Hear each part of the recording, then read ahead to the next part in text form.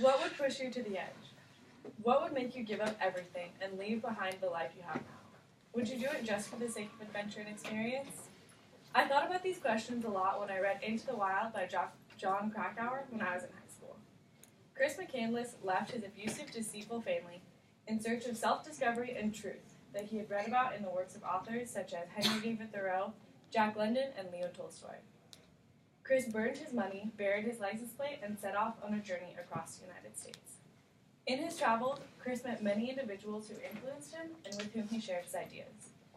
In Salton City, California, Chris met a veteran and former alcoholic named Ron Franz. The two became close quickly, but Chris refused to become sedentary when Ron tried to convince him to settle down. Soon, Chris continued on to South Dakota, where he sent Ron this letter. I'd like to repeat the advice I gave you before, in that I think you really need to make a radical change in your life and begin to boldly do things which you may never have previously thought to attempt. So many people live within unhappy circumstances, and yet will not take the initiative to change their situation, because they are conditioned to a life of security, conformity, and conservatism, all of which may appear to give one peace of mind, but in reality, nothing is more dangerous to the spirit of adventure in a man than a secure future. The joy of life comes from our encounters with new experiences, and hence there is no greater joy than an endlessly changing horizon, to each day experience a new and different sun. If you want to get more out of life, Ron, you must lose your inclination for monotonous security and adopt a helter-skelter style of life which will at first appear to you to be crazy.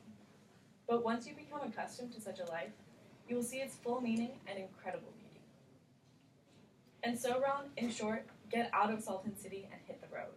I guarantee you, you will be very glad you did. But I fear you will ignore my advice.